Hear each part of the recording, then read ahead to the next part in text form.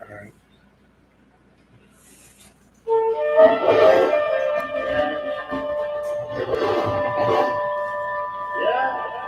Doctrine is just another word for teaching. So when you use the word doctrine, that's what you're saying. You're saying teaching. I'm not. Hebrews 6 from the top. Therefore, laying what? Therefore, leaving the principles of the doctrine of Christ, let us go on unto perfection, not laying again the foundation of repentance from dead work and the faith towards the Most High. 2, of the doctrine of baptism and of laying on of hands and of the resurrection of the dead and of eternal judgment.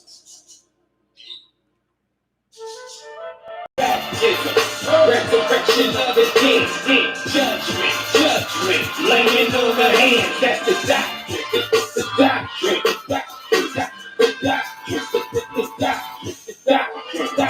Baptism, resurrection of the dead, judgment, laying on the hands. That's the doctrine. It's the doctrine. Yeah, how could you deny it? His teaching is leaking like a fountain. We need to be alive if Jesus tell us we into the mountain. When it got cut down in 70 AD, the Romans was after us. From darkness, peace, and past with armies that fled into Africa. Now he be walking dead, going up and down, he never existed. In the heavenly realm at the right hand of the Father where he's sitting. Yeah, waiting on that word, waiting on that word. Soon as the Father give him that word, he's coming for the 10% of that third. And many will be destroyed. Then follow instruction. Go out and get my election. Moses too in the water and dunk it. But you talking about the baptism is the washing of the water of the word. With the scriptures, make a difference. John had the greatest word. Why was Matthew 11 in the lesson saying he had the greatest word? Well, his name is John the Baptist. He was bringing that submerged and you follow Christ, right? Well, Christ got submerged in the servant is not greater than the master. Did he serve? Gotta get that back.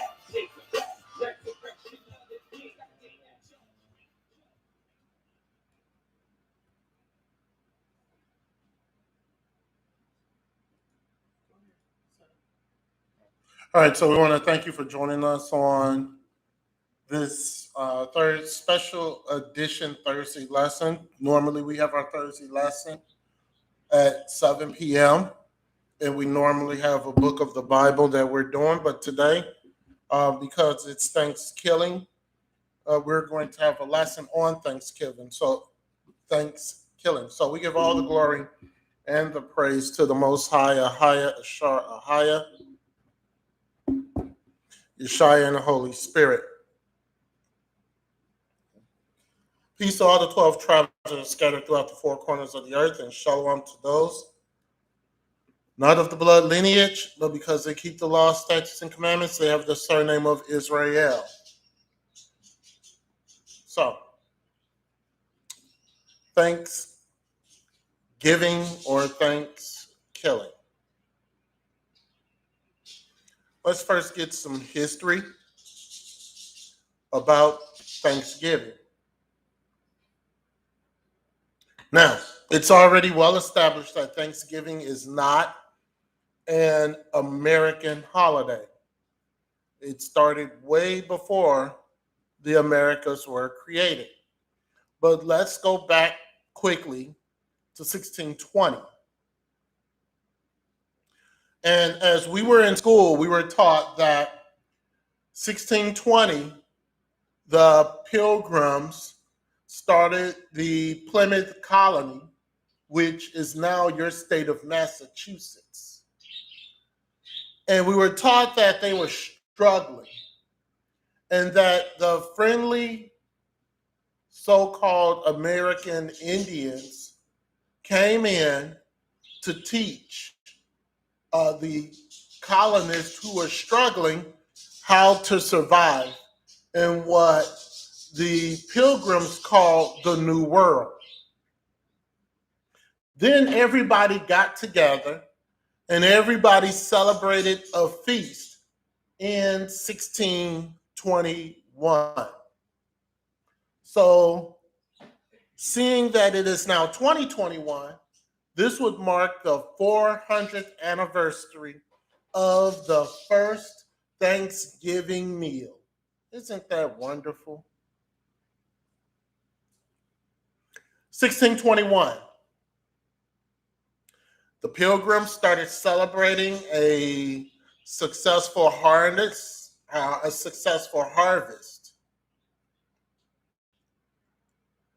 They were shooting guns and cannons into the air as what they did. And then the Wampanoag chief, along with about 90 of his warriors, went to the settlement to see about the gunfire. Now, it's not determined whether the Wampanoag were invited or if they crashed the party. But in any event, the settlers saw these Wampanoags coming up to them, and they were kind of nervous. It's amazing because how can you be nervous about a people who just helped you throughout the previous year? Doesn't make sense. The Wampanoag outnumbered the Pilgrims pretty much 2-1.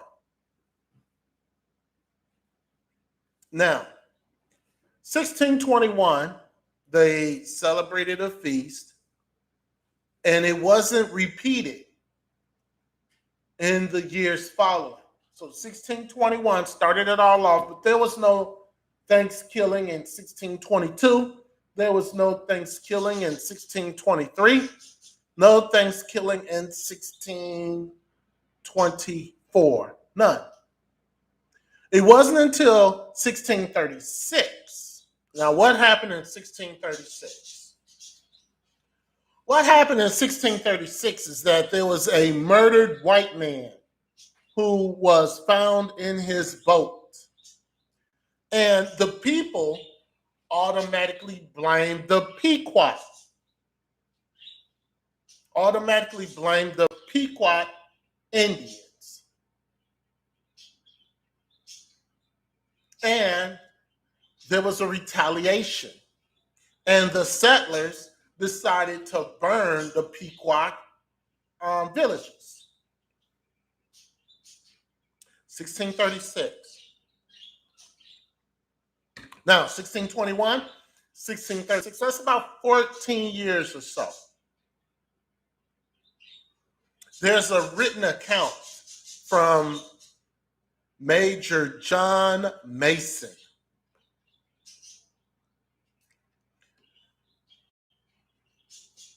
Now, at this point, the Pequot were murdered, and over one man, hundreds of men, women, children were murdered.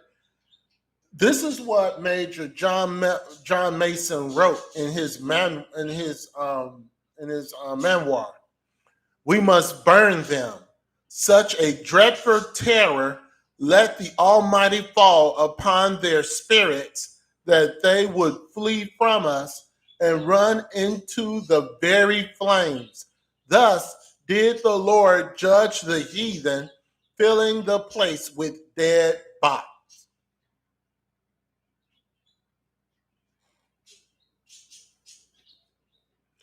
That comes from Major John Mason,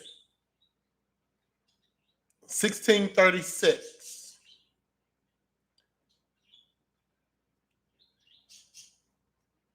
Now, how did it come about that the Pilgrims and the Gad, Native Americans, how did that story come about that they were eating happily together? Well, that started with the great emancipator, Abraham Lincoln. Abraham Lincoln brought the story again in the late 1860s, in the early 1860s. He brought that story because what he was trying to do was trying to settle down people at the start of the Civil War because the country was so divided. And he was using that as a unity story. How did Thanksgiving or Thanksgiving, how did that come about as a holiday? We'll look into that. We'll talk more about this particular day. We'll talk about um, certain foods and who are you celebrating this particular day. We typically have an excerpt that we do on every Thanksgiving teaching. We'll do that and much, much more. We're bringing all this out because we want our people to know that Thanksgiving or Thanksgiving, you should not do anything to celebrate Thanksgiving. And what do I mean by that? You become in covenant regardless on how you say you don't celebrate this day, you become in covenant with it. And how can you come in covenant with it? First thing is that when people tell you happy Thanksgiving and you say nothing, nothing, like you didn't hear them. First of all, you offend somebody. So what are you supposed to do? You just simply say, I don't do it. See, that's a teachable moment that we all fail to realize. That's a teachable moment that we fail to realize. And if you say nothing, then you're going to throw offense on the person. You just say, I don't celebrate Thanksgiving. A lot of people will say, oh, I'm sorry, and leave it at that. The majority of people. Some people will say, well, why not? And then that's when you say, well, because what happened in 1636, if you know your history, and that how the what you would call the Native Americans, how they were slaughtered down to nothing, which we have some very interesting statistics that we're going to get into later. That's what typically you're supposed to do when someone says, have a great Thanksgiving or a happy Thanksgiving. You use it as a teachable moment. The second thing, anything that you accept from this particular holiday, you are in covenant with Thanksgiving. No matter what you say, I don't celebrate Thanksgiving. What do I mean by that? What I mean by that is that, let's say, like my job, my former job, they ordered, even though it's not traditional Thanksgiving meal, they ordered Mexican food for the whole office. Now, if I was to say, you know what, I don't celebrate Thanksgiving, but you know what, this is Mexican food, and it's on a Wednesday, so I'm really not celebrating it. And if I was to partake in that Mexican food, then that means, yes, I am partaking in Thanksgiving.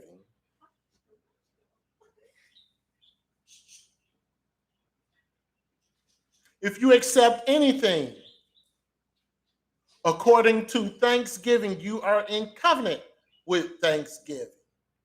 Doesn't matter what it is. The easy way is to say, I don't celebrate it. Therefore, you're not in covenant. Therefore, the demons don't have legal rights. Like I said, this is the most depressing time of the year. Suicide rates just continue to skyrocket because people can't be with their families. Some of them don't even like their family members. A lot of them don't like their family members, but when it comes to the holidays, they are they find it. They find that hypnotic love. That's what it is. So we're going to get into Thanksgiving.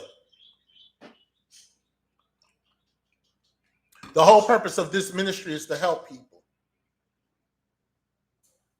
Help people. There's a war that's going on between your mind. There's a war that's going on between your spirit. And so We simply present the truth, and we present the truth with Yeshaya's word to expose people who seem to distort, or people who confuse, or people who corrupt the truth, because the devil is a beautiful liar. And the best way to expose darkness is with the light. John chapter 8, verses 45 to 47.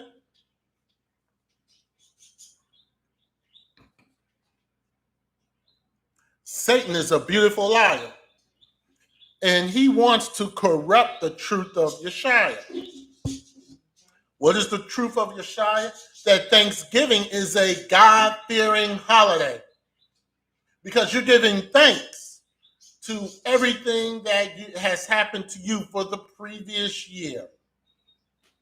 Well, would the Pequot Indians, would they feel thanks because what the pilgrims felt thanks for? Would they feel thanks when their villages were being burned, when their children were being murdered, when the women were getting bayoneted? Would they feel thanks? You cannot be in covenant with this particular holiday because you're in covenant with over 90 million people. And that number is probably pretty low. 90 million people that were murdered and slaughtered. Innocent. They even helped these disgusting people out. These wicked, vulgar people. They helped them out. Because that's the spirit of God. To help and to assist when someone's in danger. And look at what your U.S. government, well, it wasn't the U.S. government back then, but look what the so-called white man from Europe did. They helped them out and stabbed them in the back. And because I tell you the truth, ye believe me not. Which of you convinced me of sin? And if I say the truth, why do ye not believe me? My wife had a conversation today. If we tell you the truth, why don't you believe? Why? Verse 47. He that is of God, listen to this, he that is of God heareth God's words. Ye therefore hear them not, because ye are not of God. So the words and everything that we present forth, they're of Yeshaya's words. They're not our own. So if you have a problem with hearing Yeshaya's words, you are not of God. If you do hear of Yeshaya's words, then you are of God. It is just that simple. And this is what we have been saying from the very beginning of this ministry. Now, my intention is not to be unkind. We are simply speaking the truth. The teachings that we do minister to me first before they minister to anybody else. I don't hate anybody, but what I do hate is evil. What I do hate is damnable heresies. What I do hate is the devil ruining people's lives. What I do hate is Satan leading thousands, millions of people to hell. And what I do hate is people just following him. Just following him. Nobody is saying, wait. Nobody is saying, I got to use what is in between my ears, and I don't mean my scalp. Nobody is saying that. No one.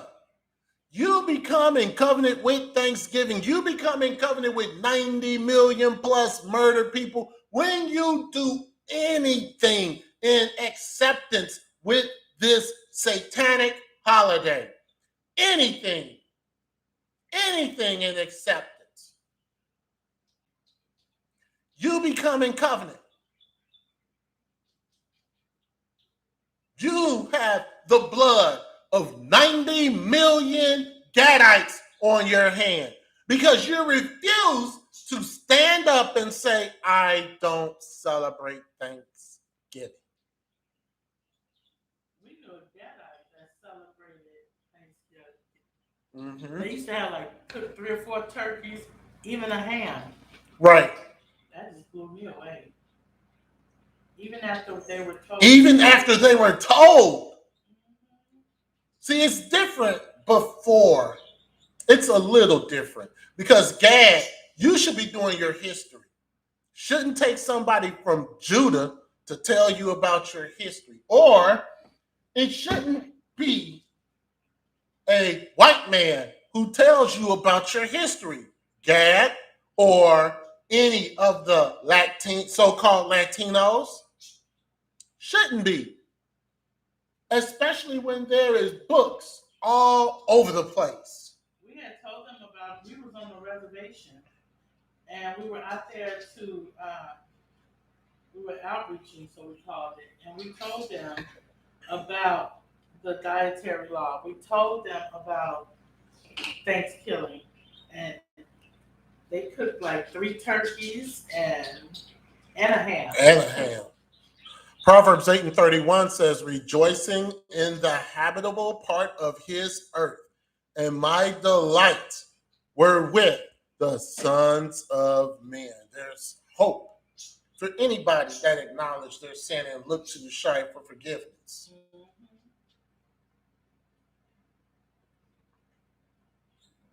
It's not what you're doing that gets you to Abraham's bosom. It's where you're looking to. And you're to look to Yeshua. And if nobody hates sin more than Ahiah, who sent his only begotten son to die for men's sins, the Bible teaches us that we are prone to disobedience and we are prone to wrath. Ephesians 2:2-3, and it says there, wherein in time past you walked according to the course of this world, according to the prince of the power of the air, the spirit that now worketh in the children of disobedience. What that tells me is that it doesn't matter if you're celebrating Thanksgiving and never heard that Thanksgiving was a wicked, evil holiday, you're still following the prince of this world. You are still a child of disobedience. So if someone is a child of disobedience, why would we not tell them when they say Happy Thanksgiving on what that truly is about?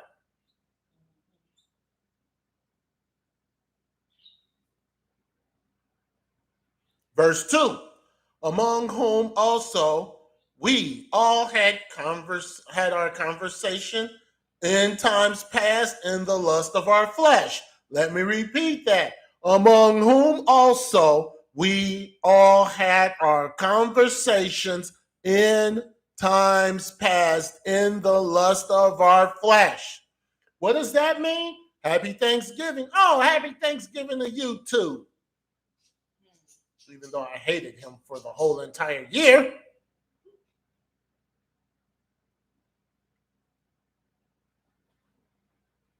Fulfilling the desires of the flesh and of the mind. What is fulfilling the desires of the flesh? On this particular day, people are going to be gluttons. Oh, I know it because I was a glutton too. On this particular day, people are going to be gluttons. And their mind is going to be full of gluttonous desires. The alcohol. Oh, the alcohol is going to be flowing today. Burton fell out so many times today. Private joke. Private joke. There's going to be a lot of Burts falling out today. in a drunken stupor. What does this have to do with giving thanks? It says, and we were by nature the children of wrath, even as others. So if you see a person, they're operating in the condition of wrath, why aren't you trying to help them? Even if you say, well, I don't celebrate Thanksgiving. And they said, well, okay. You just dropped a seed at least. Maybe it'll grow. Maybe somebody will type Google. Why don't you celebrate Thanksgiving? And I can guarantee you there'll be a long list of links that comes up on why people should not celebrate it. But people don't do that. People just go with the flow. My great grandmama did it. My grandmama did it. I'm going to do it too. It's a good time. Family get together and we talk and we eat and we drink and we watch football and we do all kinds of wonderful stuff together. And a fight break out. Right. While somebody in the kitchen spilling food and drinks.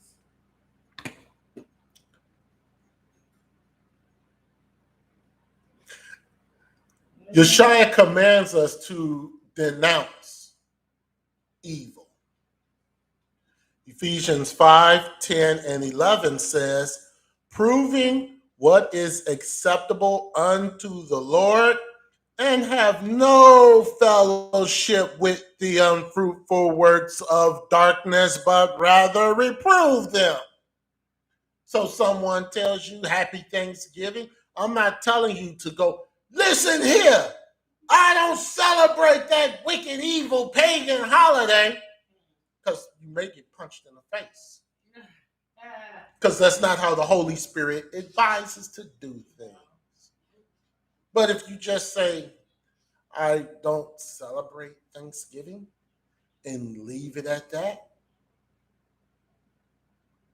That's kind of strange, because we haven't had anybody say that to us this year, have we?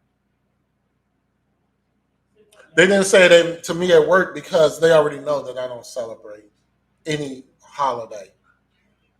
So I already have them programmed. And I have to program another set of people. I've already got them programmed. But see, that's what we do. So people, even if they're going to continue to celebrate it, they know that I don't do it. So therefore, there won't be any problems because December 25th is coming. And if they don't say Happy Thanksgiving, they're definitely going to say Merry Christmas. Yes, they are. So the same test is going to come around again. No way to avoid it. I'm not trying to attack anybody, but expose false teachings, false religions that send men to hellfire by tens of thousands a day. If you love somebody, you tell them the truth, even if it's unpopular. Even if it's unpopular, you tell them the truth. A couple of years ago, we found out that people are saying that that Thanksgiving Day is the new Day of Atonement. Remember we talked about that 2 years? No, y'all probably don't. Well, we said that Thanksgiving, that people were saying that it was the new Day of Atonement. Isaiah chapter 1, verse 14, 15.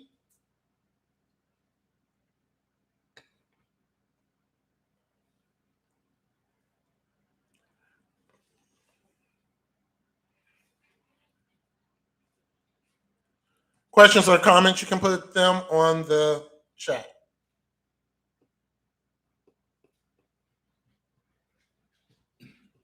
All right, Isaiah chapter 1, verse 14, 15. Your new moons and your appointed feasts my soul hateth. They are a trouble unto me. I am weary to bear them. And when ye spread forth your hands, I will hide mine eyes from you. Yea, when ye make many prayers, I will not hear. Your hands are full of blood. So I wasn't making it up. when I said that when people come to you and they tell you and you don't say anything, or even worse, you say, have a great day. Or even worse, you say, have a great weekend.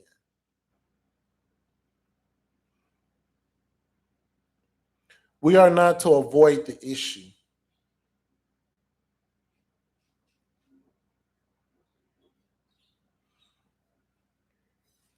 The congregation of Yeshua has to obey his commands. You are to keep his weekly and his annual Sabbaths. We have a special time to worship.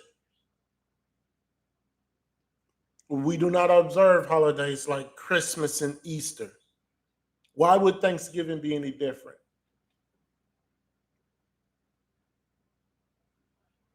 The common reason for Christmas and Easter, the common is that those are pagan. And Thanksgiving is a secular holiday that doesn't originate from paganism. That's the common belief. That a lot of people say, you know what, I'm not celebrating Christmas no more because that's representative of what they did in Rome and what they did with following the Saturnalia. So I'm not following Christmas no more. A lot of people, I'm not following Easter anymore because that's following the spring equinox and that's following the rising of the whatever, I forget what god that is, but I'm not following the spring equinox anymore.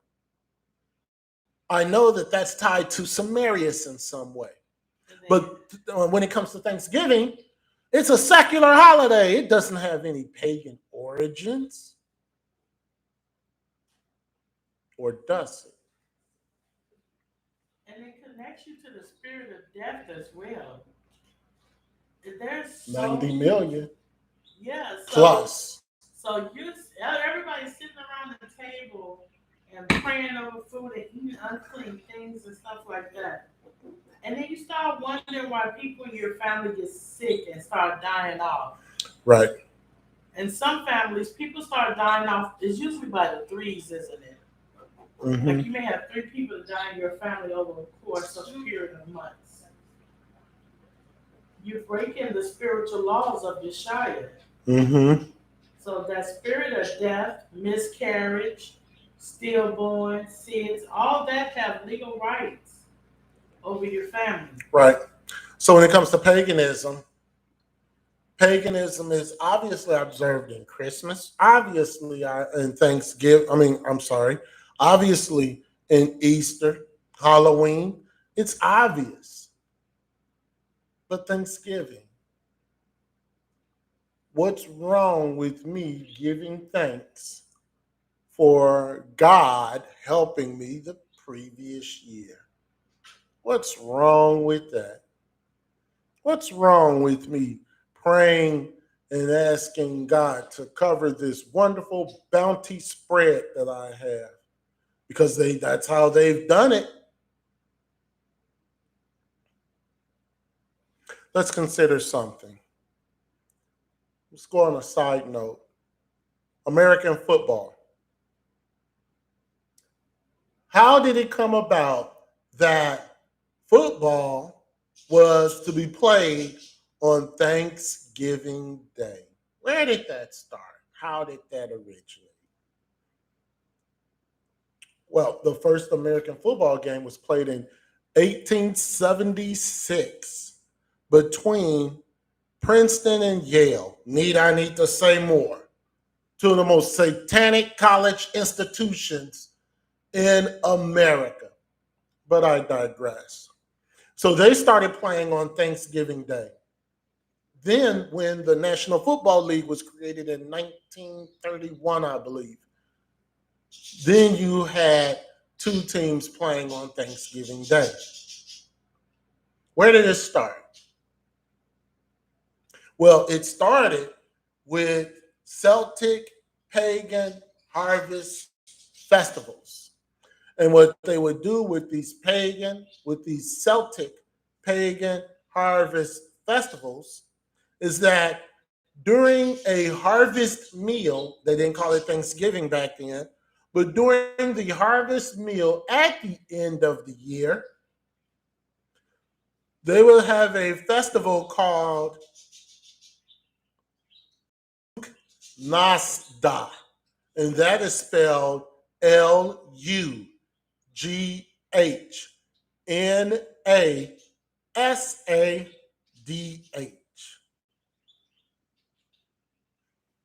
And they would have these things called the Talatin Games.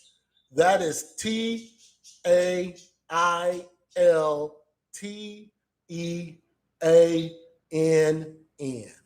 And these games would be archery, wrestling, chariot racing. And this was at the time of the Irish pagan festival, Samhain. All the tribes would get together. And when I say tribes, we understand that the Celtics or the English, the Irish, and the Scots, those people all get together and have this big feast, and they would have athletic competitions while the feast were going on. So just like in America, the ancient Celts were doing the same thing. Now, when it comes to America, it got a little grimmer because prior to 1876, America did, well, let me backtrack a little bit. Thanksgiving did not become a holiday until I believe about mid 1800s. Prior to that, what they would do is after they went out and slaughtered, let's say, a village of 1,000 people, they would take the heads of those villagers and stuff them with hay and all kinds of things, and they would play what you would call soccer today on Thanksgiving Day. Where did they get that from? They got it from the Celtics having sport on this particular day.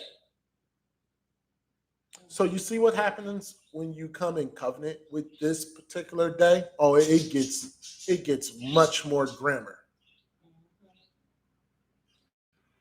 Thanksgiving is generally taught that it is acceptable. Acceptable. And of course, the primary belief is that the Pilgrims created Thanksgiving, but the Pilgrims did not create Thanksgiving. These Pilgrims were the same people of Celtic origin. England, Scotland, Ireland. Where did the Pilgrims come from? England. That's where the Pilgrims came from. So the traditions that they had going back to the ancient Celts are the same traditions that they brought on those sinful boats to come over here to the Americas. They didn't stop doing what they were doing. They just named it something else. Isn't that how Satan operates? He doesn't stop what he's doing. He just names it something else. And he changes a few things. Just like with Christmas. That was an orgy time of the year. Easter, orgy time of the year. He kept all the celebrations, but he took out the orgy. Now, he just substituted on Christmas Day with your flailess tree and your vagina wreath. That's what he does. He changes the narrative. But you, because you don't research, are still in covenant with the orgies that were done back then. Same thing with Thanksgiving. We understand now the origins and how those people came over and how it's said that they were religious, they were being exploited religiously. That's also a lie. They weren't being exploited religiously, they were criminals. They were the worst of what England had to offer. So they were murderers, they were rapists. That's who the pilgrims were. And they were banished from England. Come on, speak the truth now. They were banished from England. So they had to go somewhere. Still, first Columbus opened up the gates in 1492. They had to go somewhere. They were the worst of the worst when it came to England. They weren't religious fanatics who were coming against, who the church was coming against. That's the narrative that they want you to believe. But if you dig a little deeper, you'll find out. The weapon that they had against our people is that our people don't read. Mm-hmm. They rather be shaking their butts or showing off what they got. Right. Second Ezra chapter 1, verse 8 says, "Pull thou off then the hair of thy head, and cast all evil upon them, for they have not been obedient unto my law, but it is a rebellious people."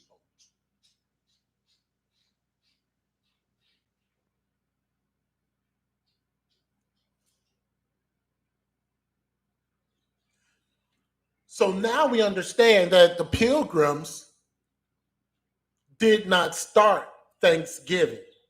That's a myth. But also there was two separate celebrations that were brought, a religious event and a harvest festival. The harvest festival was a pagan celebration. The religious Thanksgiving came from the Church of England.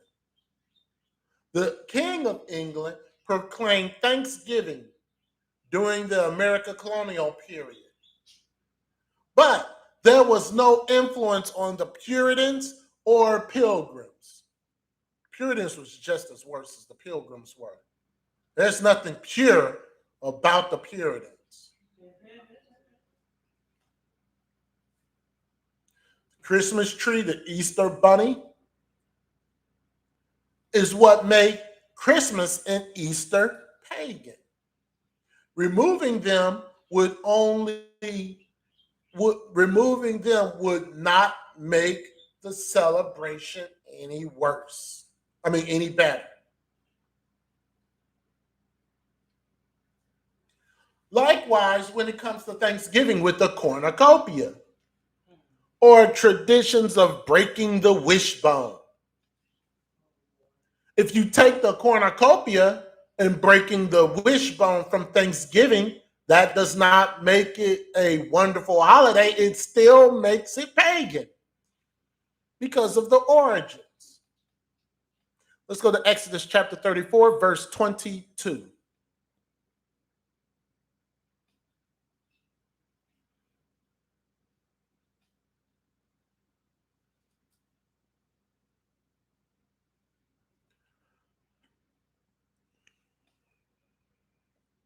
And it says, "And thou shalt observe the feast of weeks and of first fruits of wheat harvest and the feast of ingathering at the year's end." If you ask someone the feast of weeks, first fruits, ingathering, they would not know what you're talking about. But those are what we're supposed to celebrate. Again, in America, Thanksgiving was believed to start in 1621. We have proven that it really started 1636. It's also believed that Thanksgiving does not have a ancient celebration tied to it. We just showed it, but we're going to go a little more deeper into the ancient celebrations of Thanksgiving. We see Easter and Christmas, those are easy to pick off. Thanksgiving is a little harder because it's not really rooted in religious. It's really rooted in pagan harvest celebrations. Rome celebrated a holiday called Cerilia, and it was to honor the goddess of the harvest, Ceres.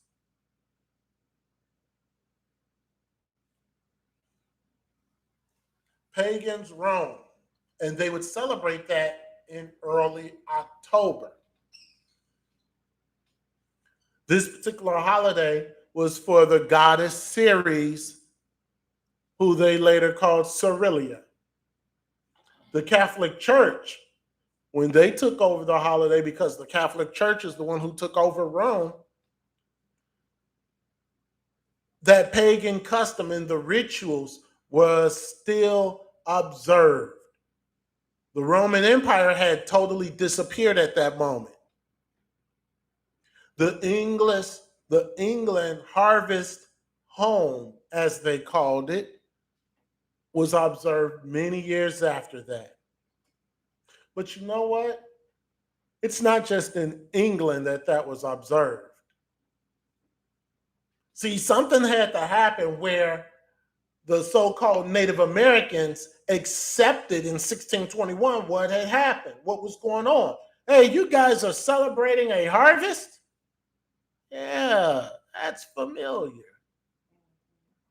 Aztecs, what did they do? Each year they had a young girl in Mexico, a representative of the Xyloin, the goddess of corn, and guess what she was done? She was beheaded. The Pawnees, they sacrificed a god. The Cherokee Indians, they danced to the green corn god and the green corn dance at the end of the year. So when Chief Massasoit in 1621 and his braves saw the pilgrims shooting up guns in 1621 to celebrate the harvest, he said, hey, I know what that is. We do the same thing, except we offer somebody up to the God.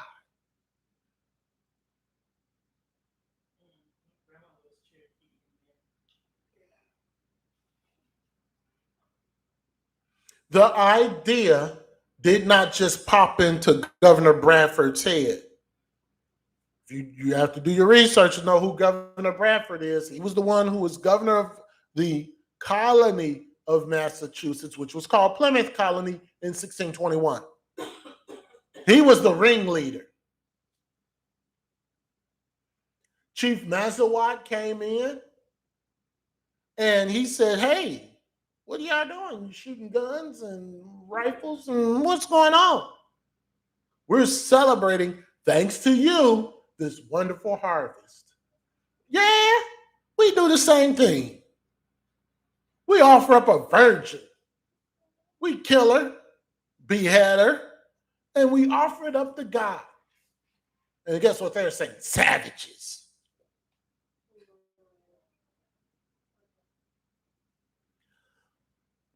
The guise of pagan harvest festivals, it doesn't stop with the ancient Celts. It goes all the way back to ancient Babylon with the worship of Sumerius. Sumerius. She can be called a lot of things, and we will keep it nice. Feast of Demeter, that's Sumerius. That's Sumerius. She's the goddess of agriculture and harvest.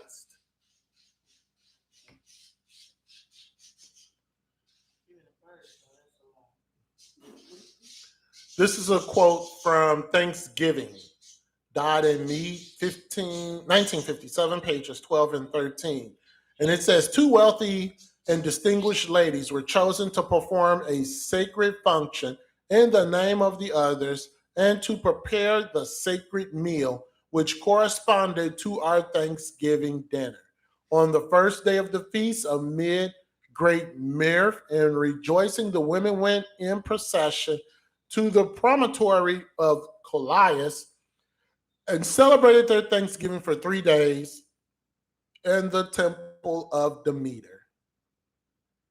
Okay, Demeter, the Greek god of agriculture and harvest. So that's why you get Thanksgiving 2 days. Christmas, one. Easter, one. Thanksgiving, two. Is that why people have to work Thursday and Friday? Right. They're keeping it The Two Babylons. We're going to read out of The Two Babylons. Wonderful book by Alexander Hislop.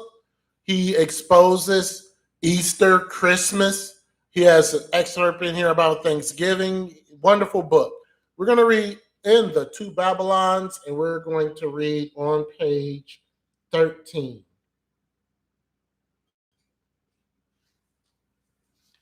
Remember, we talked about series. And it says, from Babylon, this worship of the mother and the child spread to the ends of the earth. In Egypt, the mother and the child were worshipped under the names Isis and Orias. In India, even to this day, Isi and Aswara. In Asia, Cybele and Diosis. In pagan Rome, as Fortuna and Jupiter, or Jupiter the boy. In Greece, Ceres the great mother with the babe at her breast, or Irene the goddess of peace with the boy Plutus under in her arms, and even in Tibet, in China and Japan, the Jesuit missionaries were astonished to find the counterpart of Madonna and her child as devotedly worshipped as in Papal Rome itself. Shengmu, the Holy Mother in China, being represented with the child in her arms, and a glory around her, exactly as if a Roman Catholic artist had been employed to set her up. Orias, as the child called, most frequently Horus. Kennedy's Hindu mythology, though Iswara is the husband of Isi, he is also represented as an infant at her breast. Is this not Samarius, Tammuz, and Nimrod? It says the Greek Belius is representing the high title of a Babylonian god was undoubtedly Baal.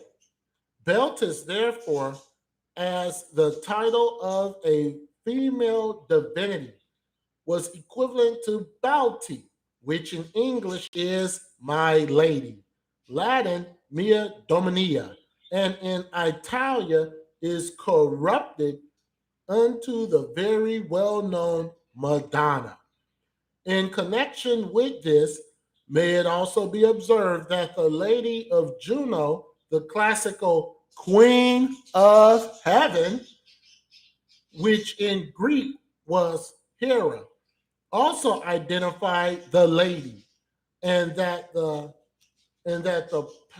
peculiar title of Cyrene or Rhea at Rome was Dominia or the lady, identified as the I just lost my place.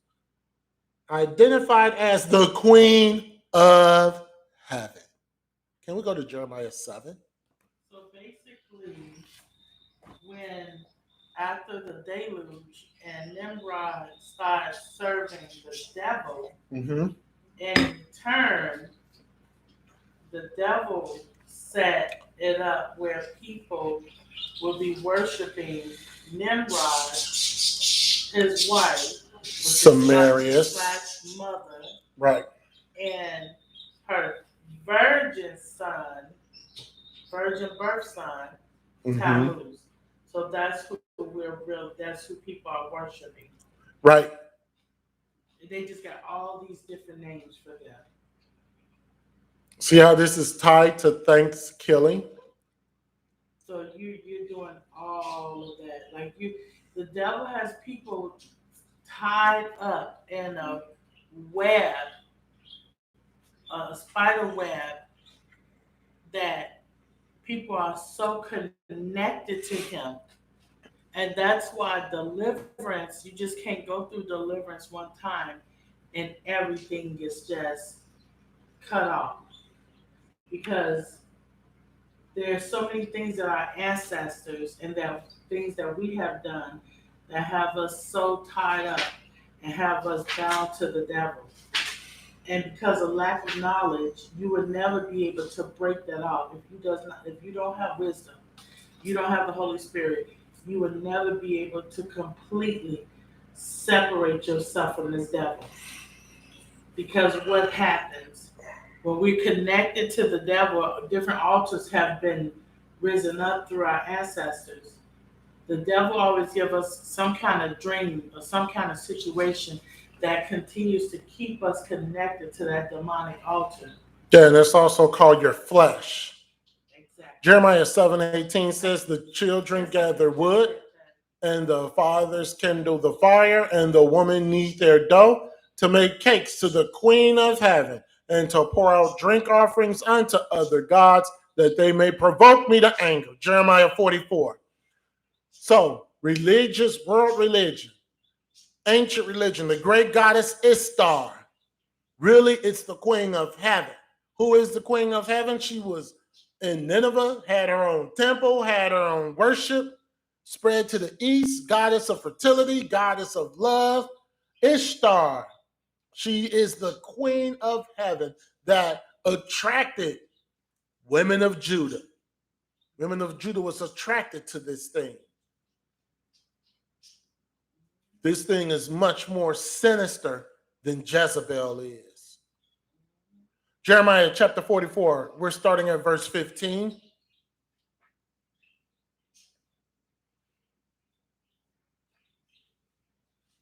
When you become in covenant with Thanksgiving, all of this is what you're in covenant with.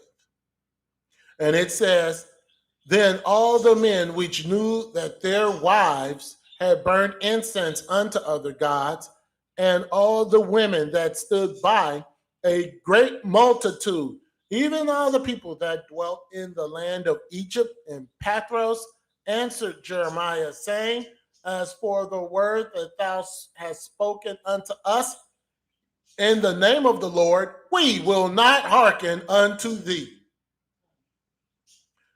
17.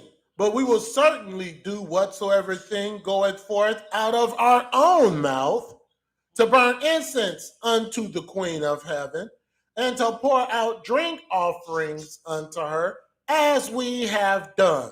We and our fathers, our kings and our princes, in the cities of Judea, and in the city and in the streets of Jerusalem, for them had we plenty victuals, and wear well, and saw no evil. Is that not a reprobate mind? But see, that's what Jeremiah was doing. Jeremiah was telling them. They would say, Happy Thanksgiving. Jeremiah said, no, Happy Thanksgiving. Let me tell you about it. And what did they do? We're not going to listen to what you say. We're going to hearken unto what we say. We're going to still love the Queen of Heaven. We're still going to throw out drink offerings, just like my grandmama did and my mama did. We're going to have a great and wonderful feast. There's nothing wrong with Thanksgiving. We're giving thanks to what God has done for us this year. Why they have that ham on the table and chitlins and... Right, verse 18. But since we left off to burn incense to the Queen of Heaven, and to pour out drink offerings unto her. We have wanted all things, and have been consumed by the sword and by the famine. When we burned incense to the Queen of Heaven and poured out drink offerings unto her, did we make her cakes to worship her and pour out drink offerings unto her without our men? See, this is the women talking. This is the women talking.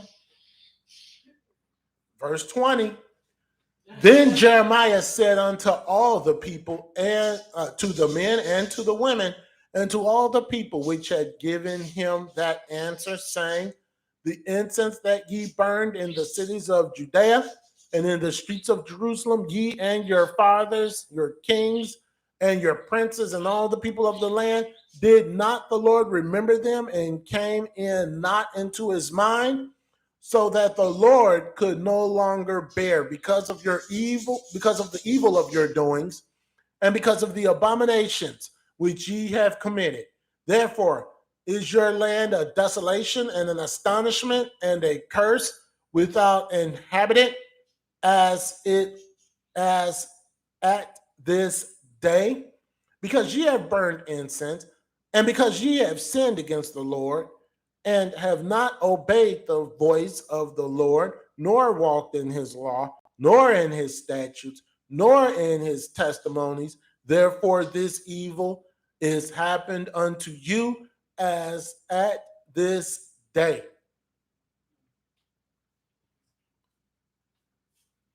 No, I'm not saying you should give a response like Jeremiah did, but see, the people knew. That was the difference. And that is why Jeremiah gave that response, because they knew. People have been conditioned not to know now. So Jeremiah, the people knew, but Jeremiah responded. Jeremiah didn't just walk away. Jeremiah didn't just say, nah. Jeremiah just didn't say anything. Jeremiah didn't say, have a good weekend. Well, no, he didn't say, I'm going to pray for you.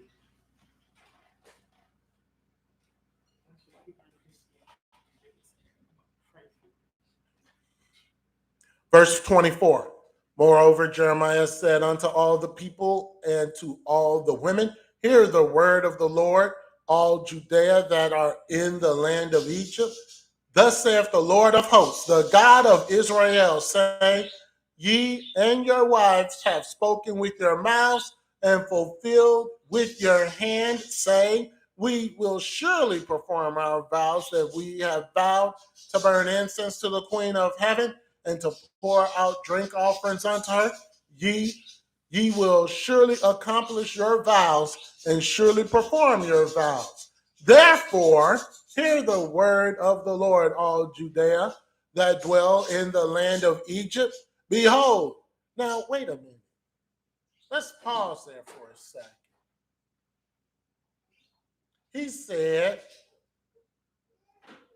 hear the word of the Lord. Now, as far as I know, hear the word of the Lord, all Judea that dwell in the land of Egypt. Oh, you don't understand. You don't even see what he's saying.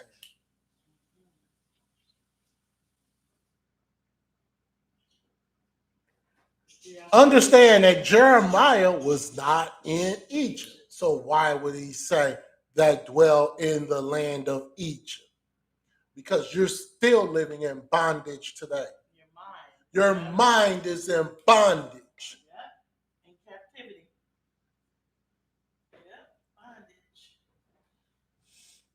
Jeremiah wasn't off his mind. Because wait a minute, we're in Jerusalem. What do you mean we're in the land of Egypt? Oh, see? So your body is in Judea. But your mind is in bondage. He says, behold, I have sworn by my great name, saith the Lord, that my name shall no more be named in the mouth of any man of Judah in all the land of Egypt, saying, the Lord God liveth. Behold, I will watch over them for evil and not for good. And all the men of Judea that are in the land of Egypt shall be consumed by the sword and by famine until there be an end of them. Now, we understand that they were not in the land of Egypt, that they were in bondage with their minds, and they refused to hearken unto the word. How many of you are still living in the land of Egypt, and you're still in bondage, and you refuse to do what the Lord has commanded you? There's another thing he said as well in that verse. In what verse? We read a few of them. Wait, when he said in Egypt, therefore, well, he said, I have sworn by my great name, said the Lord, that my name shall no more be. Oh, it said when he said something about I will watch over you for evil. Right. That's in verse 27. I'll watch over you for evil and not for good. Meaning that he's going to watch over you to make sure some things happen to you. Correct. Because at this point, the mind frame they're in, they were at a reprobate mind because they vowed. They said they're not serving the Lord. They vowed that they're going to make these cakes to submit, pray to heaven. So we know what a reprobate mind, good, evil, evil, good. Right. So they were gone. So he's saying that I'm going to make evil on you. I'm going to make sure that you feel the evil that I'm going to put on you. He says, I'm not protecting you anymore. Yep, I was just going to say they lost their covering because they refused. But we don't know how long it was. Yes, we do. 70 years. No, not that. Between the time when Jeremiah first came to show them through the Holy Spirit what they were doing was wrong. Yeah, we do. 22 years. Okay, so Jeremiah came and he was like, look, you all are doing this, you're doing that. And so we ain't going to stop doing it. Right, 22 years. And eventually they were captivity in their mind, and then they actually went into captivity. So how long it is before the Holy Spirit send people to preach to you, to teach you, the elders to warn you, and you say, nope, I'm going to keep doing what I'm doing, before Yeshua watch over you to make sure evil come to you. Oh, that's going to happen. It's going to happen. He said that in Leviticus 26. That he would walk contrary to them, to Israel. They walk contrary to him. Well, we're not just talking about Israel now. We're talking about everybody. We're talking about everybody. Right? Verse 28 says, yet a small number that escaped the sword shall return out of the land of Egypt into the land of Judah, and all the remnant of Judah that are gone into the land of Egypt to sojourn there shall know whose word shall stand, mine or theirs.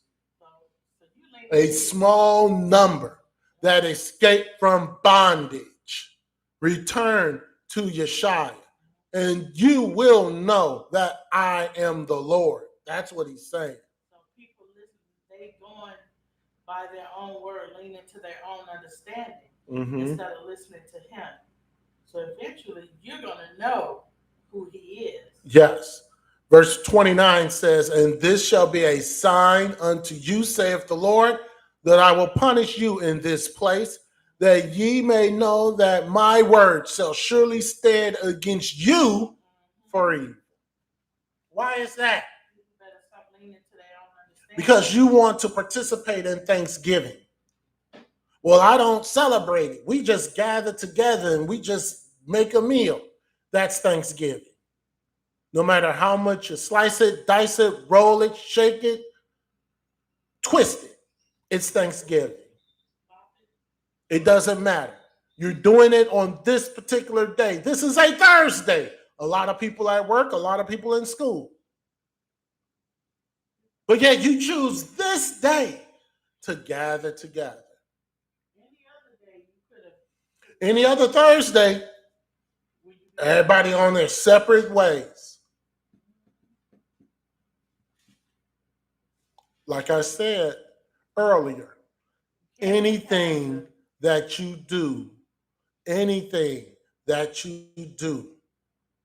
you are in covenant Yes, we started today's lesson at noon. We could have started it at 7 p.m. like we normally do.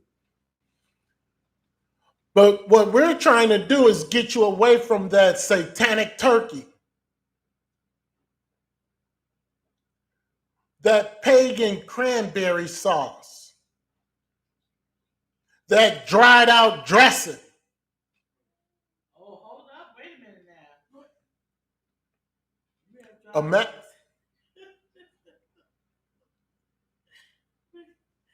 This is the part where we teach this every time. Imagine you and your family living. You're in your own place. You have your own property. That'd be nice. You're not paying taxes or anything like that. Then a group of out of town people come to your property and want to trade you some things that you never saw before. That's a good deal. Imagine you do all this trading to them. You take some of their valuables, you give them some of yours. Nothing wrong with that. Imagine you teaching this group how to grow certain foods because they didn't have these foods where you came from. You invite them in your home. You cook for them out of the hospitality of your heart. Imagine you are now calling them friends. And then these people take your family by force and then force you into another home. We're just getting started. Yes, I'm going to say real quick Psalms 55. Yeah, because not only that, when these people came, they didn't know how to live. They was freezing to death. They were dying. They were starving because they didn't know how to, what is it called? Farm. They didn't know what to do to make things grow. They didn't know how to farm over here. They knew how to farm, but they didn't know how to farm over here because this was something different. Right. This was not England. The weather in the weather in the upper northeast part of the United States was nothing like England.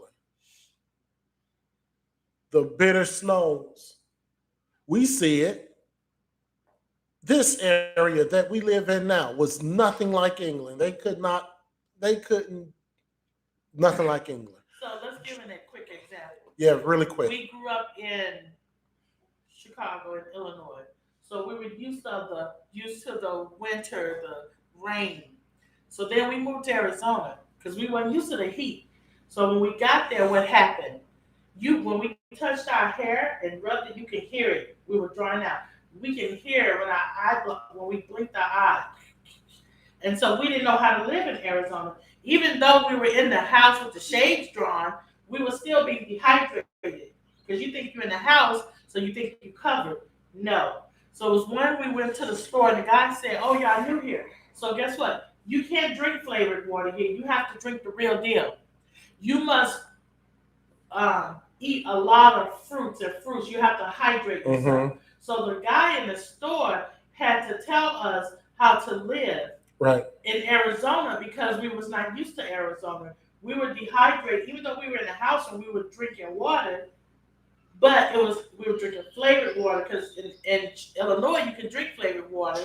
You can still be hydrated and all that.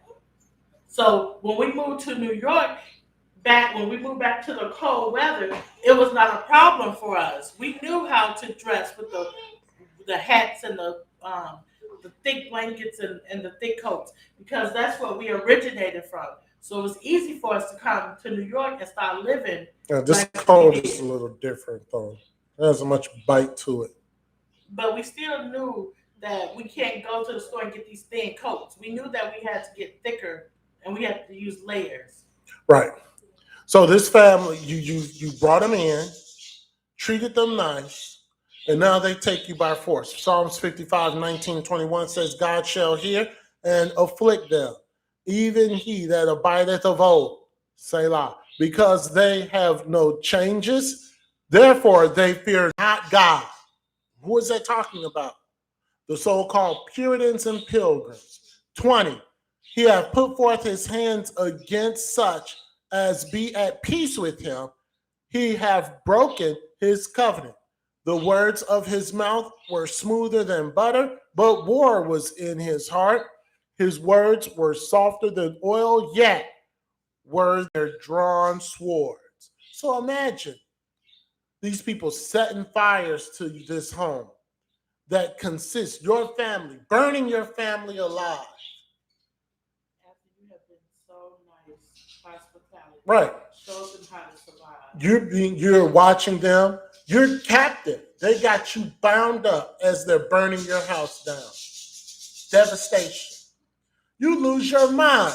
You see your niece, your nephews, your mother, your father, your family. They're being murdered by the hands of the people who you thought were your friends. Habakkuk chapter 2, verse 12 says, woe to him that buildeth a town with blood and establish a city by iniquity. Who is this talking about? This will be talking about your so-called pilgrims and your so-called Puritans who weren't pure. Imagine how you feel.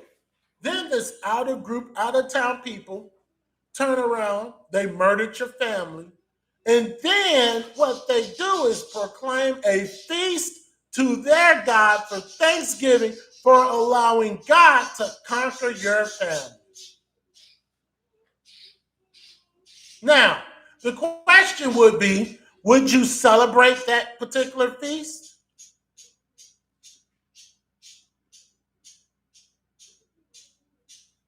You would think. You would wonder, what God are they giving thanks to for massacring your family and offering your family as a sacrifice? How would you feel?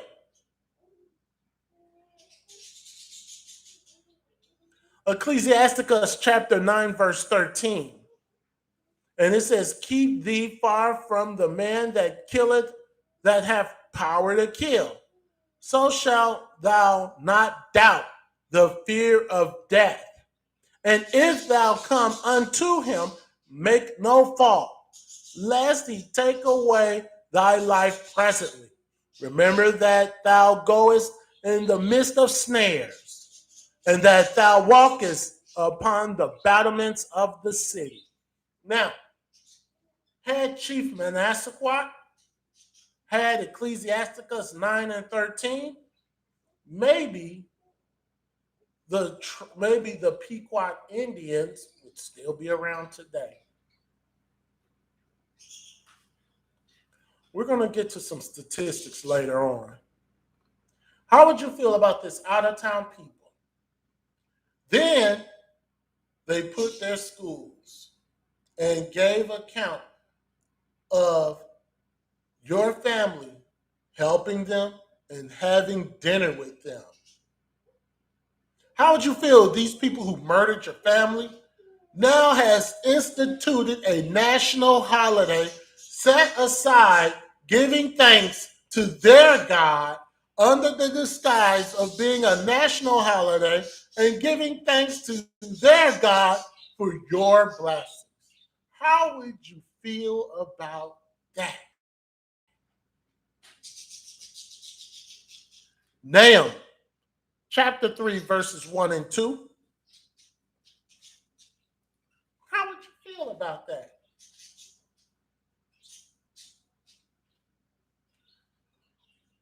Woe to the city, woe to the bloody city. It is full of lies and robbery, and prey departed not. The noise of a whip and the noise of the rattling of the wheels and of the prancing horses and of the jumping chariots. How would you feel? How could you give thanks for something that you don't have? Remember, they killed your family so that they could have peace and joy. Cut the women's stomach open that was pregnant. Cut their breasts off. Dash babies against the rocks. Mm-hmm. Growing up, you were never told this America. You weren't told this. You was told what happened in 1622, and that was it. You wasn't told this. You were told his story, not history. Christopher Columbus. What is Christopher Columbus' real name? Not Steeler for Columbus. But what's Christopher Columbus' real name? I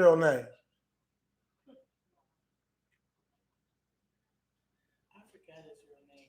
Pedro Yes. Scotto. Yes. That is his real name. Why aren't you told that what his real name is? Why aren't you not told who Pedro Scotto's real name is?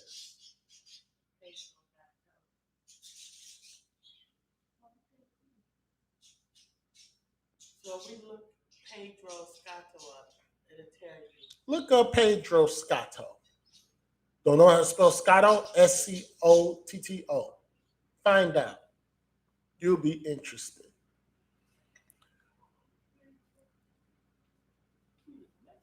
Came to the shore, Steeler for Columbus.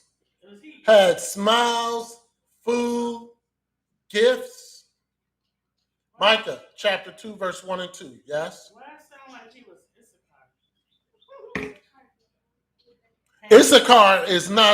Issachar is not the names because he was a Spaniard.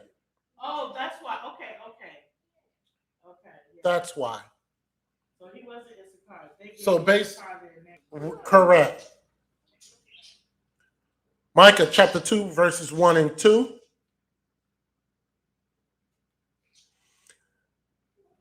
And it says, woe to them that devise iniquity and work evil upon their beds. When the morning is light, they practice it, because it is in the power of their hand. And they covet fields and take them by violence, houses, and make them away. So they oppress a man and his house, even a man and his heritage.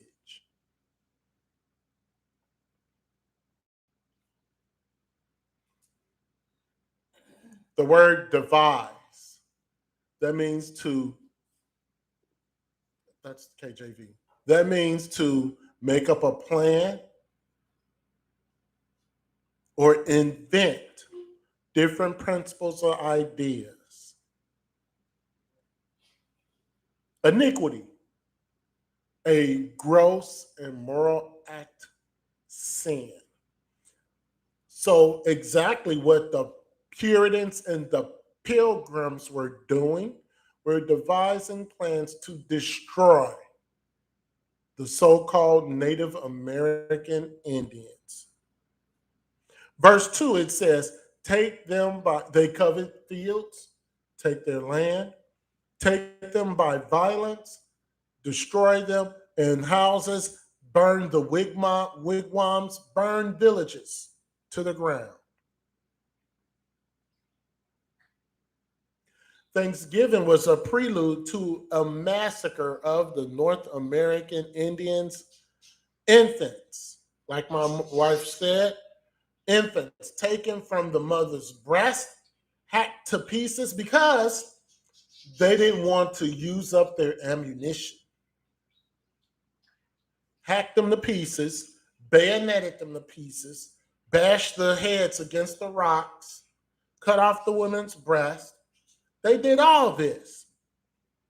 Chopped off their heads, chopped off arms, chopped off legs, starting stuffing their heads with all kinds of hay, and started playing football, kicking gadite heads around. This is what Governor Bradford said. It was a fearful sight to see them frying in the fire, and the steams of blood quenching the same, and terrible was the stink and stench.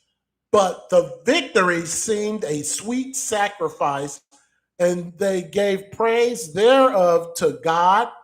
The pilgrims did not want religious freedom, they wanted wealth. Governor Bradford, if you don't know who he is, Google his name and you'll see who he was. He was the wicked leader of these pilgrims. But they said that they wanted wealth. And who's the God of wealth? Satan. 1 Corinthians They 10. knew who they were serving. 1 Corinthians 10, 5 through 7.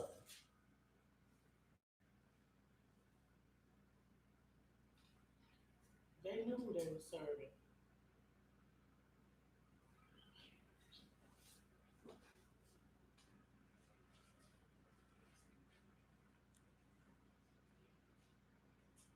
Wicked, wicked, wicked. This holiday is probably more wicked. At least Christmas is out in the open. Easter, it's out in the open. This one is sinister, just like the Seventh-day Adventists is sinister, because they seem to be legit. Because they honor the Sabbath, they don't eat pork. They seem to be legit, but they're totally not. Thanksgiving seems to be legit, but when you start to dig into it, it's not. It's probably more vile and wicked than December 25th and Easter. Just as vile and wicked, if not more. 1 Corinthians 10, but with many of them God was not well pleased, for they were overthrown in the wilderness. Now these things were our examples, to the intent we should not lust after evil things as they also lusted. Neither be idolaters, as were some of them, as it is written, the people sat down to drink and eat and rose up to play. Verse 7, what would that be? What would that be in verse 7? Of course, all holidays they eat and drink, but one holiday that ties eating and drinking with playing something, that is this one, Thanksgiving. Remember, we read earlier how they tied sport into this harvest festival that they did. And that's going all the way back to ancient Celtics. The Most High condemns anyone who celebrates Thanksgiving or go and look at the Thanksgiving Day parade, which I read a report, one of the balloons busted open again. All praises. Or you eat Thanksgiving dinner in the name of the Most High. That's an abomination. Proverbs 17:15.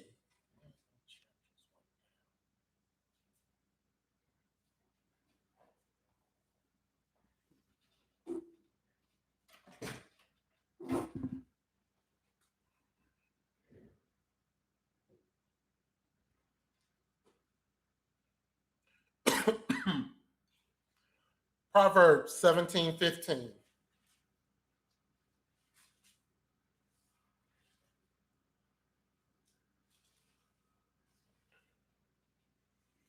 Tomorrow we'll be live streaming from this very same channel, 7 p.m. Eastern Standard Time, with our behavior and mannerism lesson.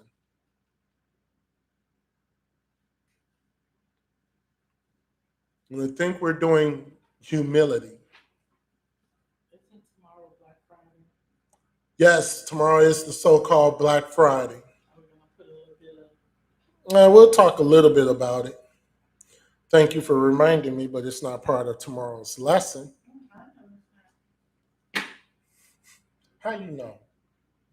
Because I know it wasn't. You didn't do it once. What We you would do? have talked about it. What you do? What I do? I had to put a note to self. Talk about Black Friday. All right. Proverbs 17:15 says, "He that justifieth the wicked, and he have condemned the just, even they both are abomination to the Lord."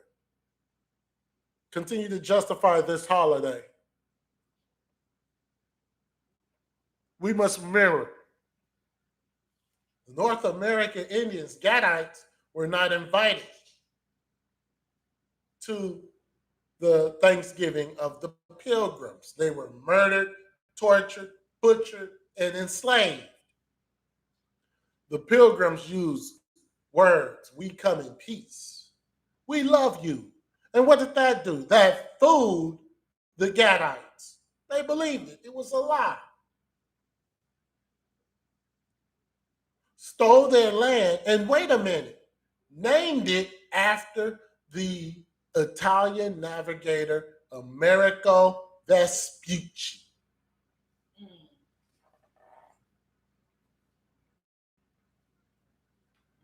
And then tried to pacify the Gadites by naming cities and certain states after the tribes. Oh, just pacify. But that's not even the real tribe name. No, they were names that were given to them. Tina, Opie, was Amos 5 and 13. That was names that was given to them.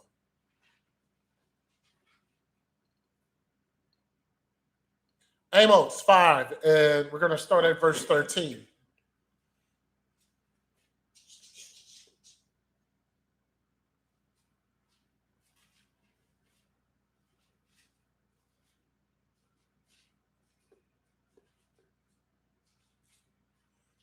And it says, "Therefore, the prudent shall keep silence in that time, for it is an evil time.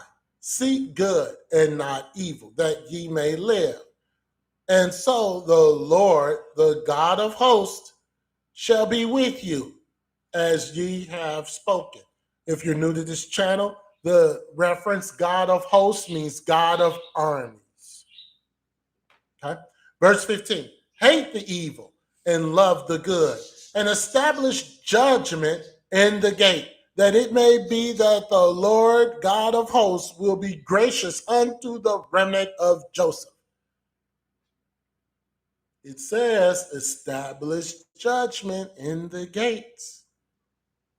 No, happy Thanksgiving, and you say, have a good weekend. No, happy Thanksgiving, and you don't say nothing at all.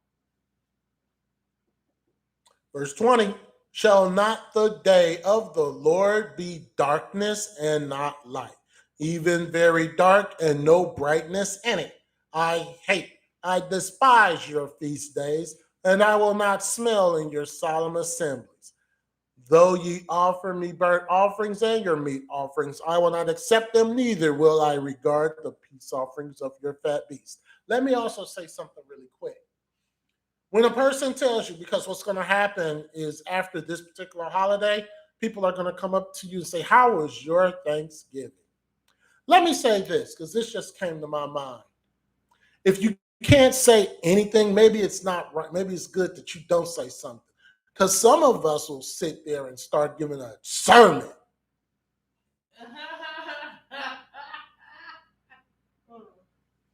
Maybe it's good that you don't say anything, because some of us will sit there and because you feeling super brew, that you'll start giving people sermons.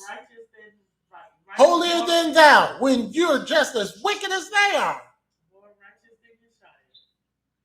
So maybe we need to backtrack a little bit. If you can't humbly tell a person, then don't say nothing, because you're just going to be as bad as they are. If you can't humbly say, I don't celebrate the Thanksgiving Day, and just leave it at that, because now you want to bring out scriptures and you want to do this and you want to tell them how wicked they are and how they're going to burn in hell and everything associated, don't say nothing. Because it's obvious you're not listening to the Holy Spirit, because she'll never do that. Never will she do that. 23 says, take thou away from me the noise of thy songs, for I will not hear the melody of thy vows. So therefore, you all can't sit up there and say, well, Shepherd said, because I know some of you will do that.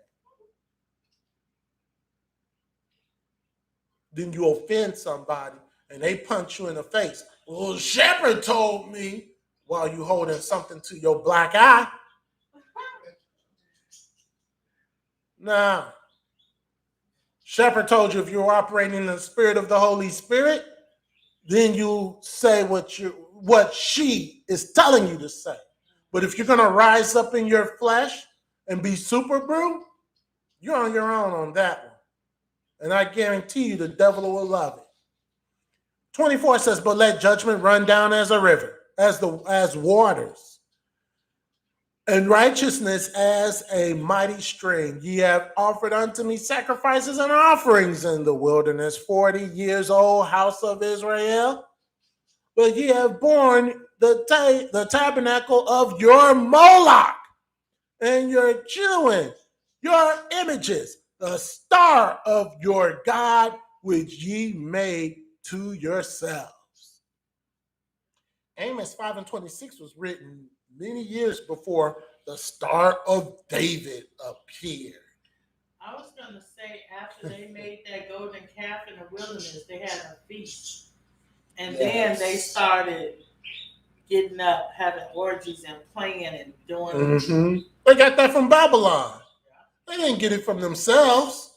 People didn't do that. They got it from Babylon. From Egypt. Babylon, even further, yeah. So our people didn't just think of, let's make golden calves and then let me go into your wife and let me go into your husband and let's just all go into each other. That's why they got to get it from somewhere. Even to that show called Wife Swap, they're not having sex, but they're wife swapping. Spiritually, you still shouldn't do that. That's adultery. It's adultery. Yeah. That show Wife Swap is adultery. Revelation 12 and 9.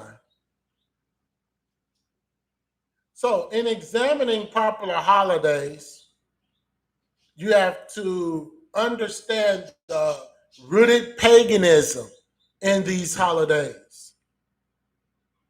And as we have shown, Thanksgiving is no different.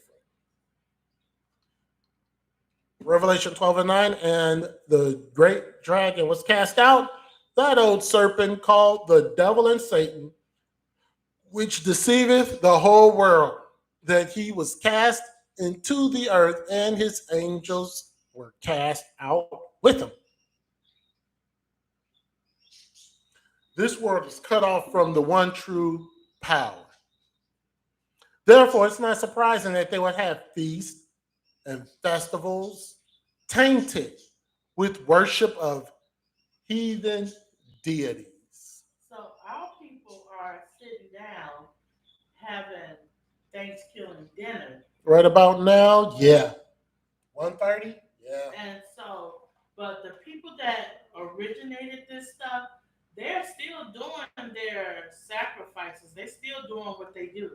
Mm-hmm. So while people sitting there say, oh, we give thanks to God, but his name is not God, so you're not saying Yeshua because you ain't talking to him, Ahia, you ain't talking to him.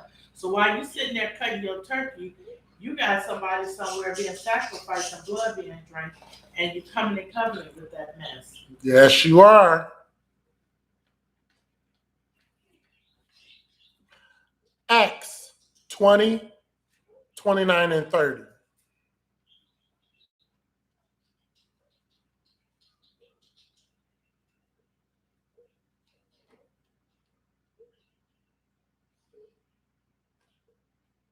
And you all can believe or choose not to believe. But whatever you choose to believe or don't believe, that don't make it wrong or right because you don't believe what you do believe. It's the truth. It's what's happening. It says, for I know this, that after my departing shall grievous wolves enter in among you, not sparing the flock. Also of your own selves shall men arise, speaking perverse things to draw away disciples after them.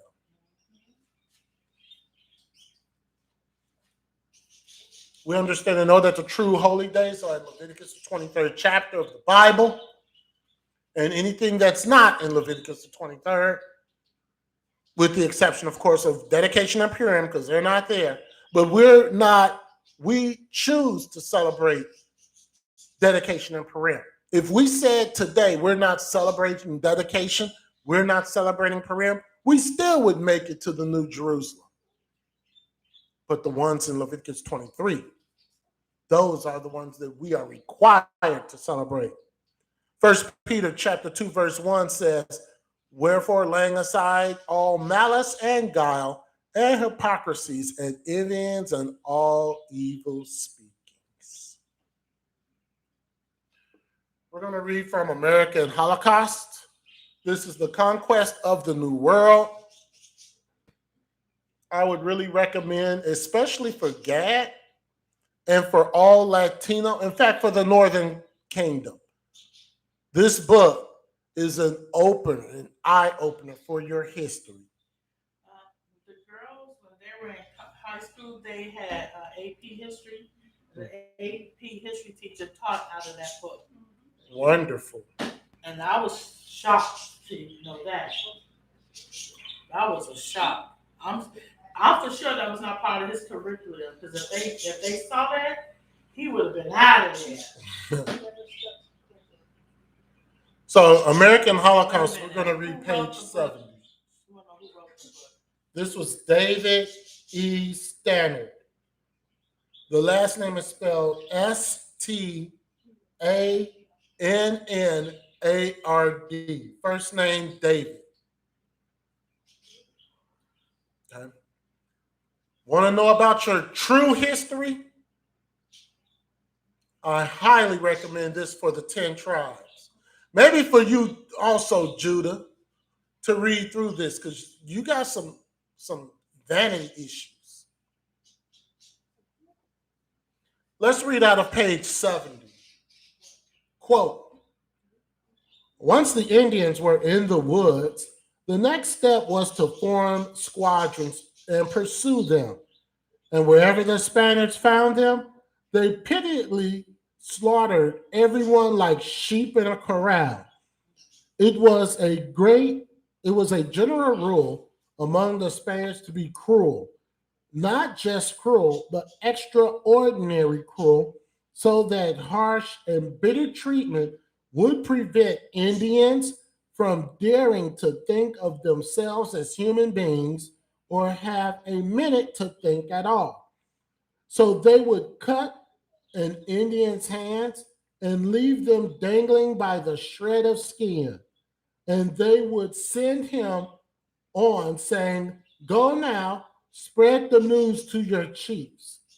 They would test the swords and their manly strength on captured Indians and place bets on the slicing off of heads and on the cutting of bodies in half with one blow. They burned or hanged captured chiefs. This is what you come in covenant with when you decide that you want to celebrate Thanksgiving.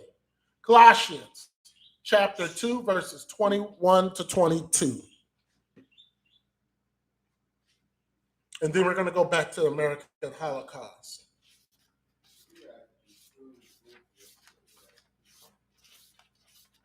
Well, their father is the devil, so yeah. Okay. Colossians 2 and 21. Touch not, taste not, handle not, which are all to perish with the using, after the commandments and the doctrines of men. Really? Thanksgiving is a commandment or a doctrine of men. The Bible says we're not supposed to do anything with that.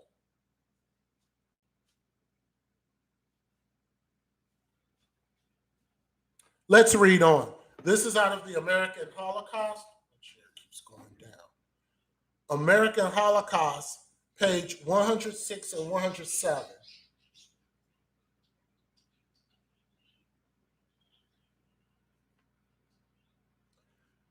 And it says,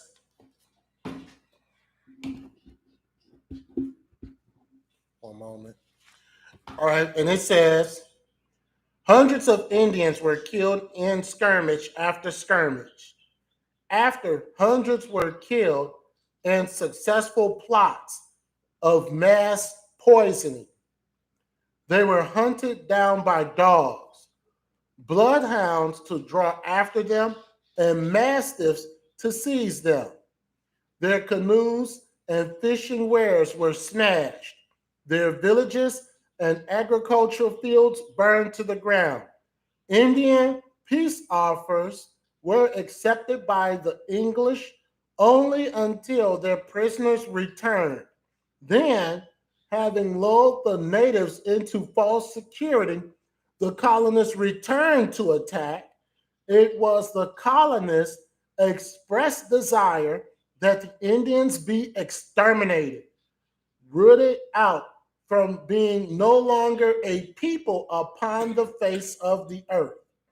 In a single raid, the settlers destroyed corn sufficient to feed 4,000 people for a year. Starvation and massacre of non combatants was becoming the preferred British approach to dealing with the natives. By the end of the winter of 1623, the Indians acknowledged that in the past year alone, as many of their number had been killed as had died since the first arrival of the British a decade and a half earlier. The slaughtering continued. In 1624, a single battle, 60 heavily armored Englishmen cut down 800 defenseless Indian men, women, and children in their own village. And of course, as elsewhere, British disease were helping them thin out whatever resistance the Indians could hope to muster. Long before the middle of the century was reached, the region's largest and most powerful Indian confederation, known to historians respectively as Padawan's Empire, was so routed, slain, and dispersed. One British colonist said that they no longer are a nation. At the end, Padawan's successor, Chief Apenakanu, was captured. An old man now, grown, is so decrepit that he is not able to walk or stand. His flesh all massacred, his sinews slackened, his eyelids become heavy that he could not see. Apenwanu was thrown into a cell in Jamestown and displayed like a captured beast, and the colonists thought he was. But not for long. Within 2 weeks, a British soldier shot him in the back of the head and killed him. Let's understand something about, and we'll get more of the American Holocaust. This was in the very beginning, where the colonists had guns and Gad had bow and arrows. This was in the very beginning. Now, I know you've heard of Custer's Last Stand, right? No? You haven't heard of Custer's Last Stand? All right. Read about Custer's Last Stand. What's even better, read about the Apache Wars. And what those tell us is that there were chiefs, Sitting Bull, Crazy Horse, Red something. And what they did and how they went against the United States Army. That wasn't until the mid 1800s. So if you're thinking, well, how in the world did 80 men slaughter 800 men? It's because Gad at that time did not have anything but bows and arrows. And these men were armored. Not only did they have guns, but they wore armor as well. Okay. And it wasn't until the early 1800s where Gad started to revolt. The Sioux in North and South Dakota, also in Idaho, the Apache Wars, the Custer's Last Stand, and a few other uh, battles that went on that Gad totally annihilated the United States Army. Psalms chapter 50, we're reading verses 13 and 14.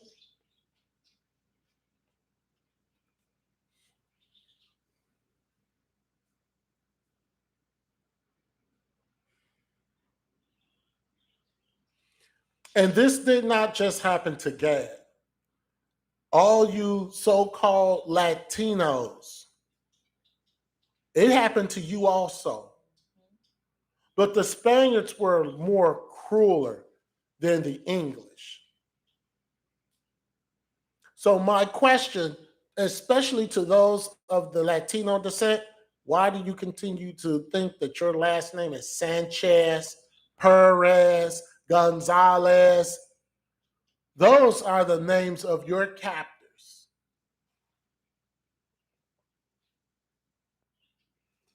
But they hold, especially Issachar, they hold on to those names so strong. You can't, like, even when we had some Issachar people in the ministry, they did not want to get their Hebrew names.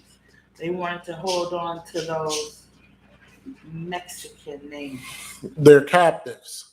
Psalms 50:13 says, I eat the flesh of bulls or drink the blood of goats, offer unto God thanksgiving, and pay vows unto the Most High.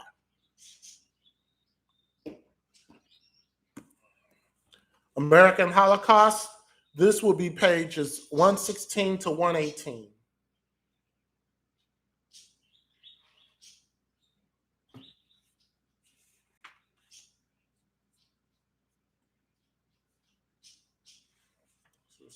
Statistics. Yes, we have statistics here. Great. Okay.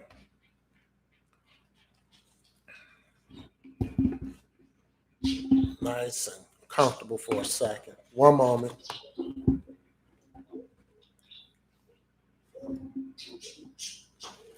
What in the world? All right.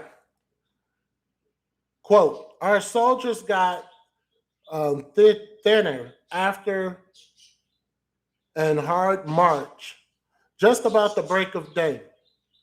Took most of the Indians fast asleep and put their guns even into their wigwams and poured in after and shot at among them. Whereupon the Indians that durst and were able to get out of their wigwams and did fight a little, in which fight one Englishman only was slain. Others of the Indians did enter the river to swim over the English, but many of them were shot dead in the waters, and others wounded were therein drowned. Many got into canoes to paddle away, but the paddlers being shot, the canoes overset their all therein. And the stream of the river, being very violent and swift in most places near the great falls, most of them fell overboard, were borne by the strong current of the river that carried upon the fall of waters, those exceeding high and steep rocks, and thence tumbling down were broken in pieces. The English did afterward find their bodies, some in the river, and some cast ashore above 200. Says this, the pattern was familiar, that only exception being that the latter 17th century, the Indians had learned that self defense required an understanding of some English ideas about war, mainly Francis Jennings' words that the Englishman's most solemn pledge would be broken whenever obligation conflicted with advantage, that the English way of war was no limit to the scruple of mercy, and the weapons of England of Indian making were almost useless against the weapons of European manufacturers. Says report after report came in of the killing of hundreds of Indians, with the only loss of one or two of our men. To quote the common refrain, equally common were accounts such as the capture of about 26 Indians, mostly women and children, brought in by our scouts as they ranged in the woods about Dedham almost starved. All of this, of course, was God's will, says the British reporter of these events, which will last us cause to say how great is his goodness and how great is his beauty. Another writer of the time expressed the, the shared refrain, thus doth the Lord Jesus make them to bow before him and lick the dust. Typical of those that may bow and lick the dust by this time was very decrepit and harmless Indian, too old and too weak to walk, who was captured by the Puritan troops. For a time, says the eyewitness, according to the account of John Easton, the soldiers contented themselves with merely torturing old men. Finally, however, they decided to kill the men. Some would rather have him be devoured by dogs, but the tenderness of them prevailed to just cut off their heads. Okay.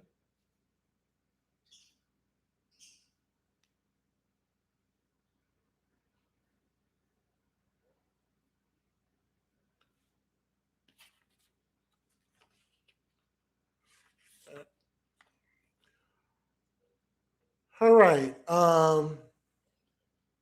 King's Philip War. The only major question remaining as King's Philip War drew to its inevitable close on how to deal with the few natives that were still there. So many Indians had been consumed by the sword and famine and sickness, wrote Cotton Mather's father. It being it it being no unusual thing for those that traverse the woods to find dead Indians up and down. There have been none to bury them, that there were none above 100 men left, whose last year was the greatest body of Indians in England. As to say of what the handful of survivors, only two choices. As always, they enjoyed the support of English colonists, annihilation, or enslavement. Allegedly, dangerous Indians, that is, adult males, were systematically executed, while women and children were shipped off in slave markets to Spain or the West Indies, and were kept as servants of the colonists themselves. The terms of a captured slave children in Connecticut were to end once they reached the age of 26. But few saw their day of liberation. They either died before reaching the 26th year of birth or escaped. Those who escaped were usually caught and sold into foreign slavery. With the blessing of the Connecticut General Court that had passed specific post war legislation with this end in mind. One final bit of business that required clearing up concerned the fates of those scattered Indians who were able to hide on the islands in Narragansett that were under the colonial jurisdiction of Rhode Island. Rhode Island remained neutral during war, and both the Indians and the leaders of those colonies knew that there were less likely homicidal than other barbarous treatment for native refugees found in Rhode Island's domain. This infuriated the colonists in Connecticut, Massachusetts, and Plymouth, not only because of their continuing bloodlust, but because the Rhode Islanders were themselves reduced to escaping Indians to servitude. The other colonies, mindful in the cache of value of prisoners, writes Douglas Edward Leach, felt that the Rhode Islanders were unfair, reaping benefits while others sowed in blood and in treasure.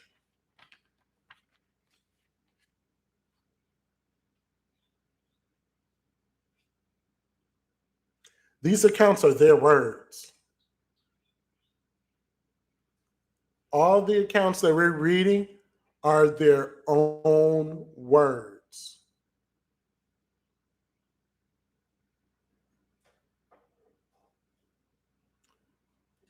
Let's get some numbers. 1704. It has started with the English plagues. And this is also part of Prince William's War. I'm sorry, Prince Philip. Was it Prince Philip's? King Philip's War. Look up King Philip's War. It's not really a war, it was a massacre.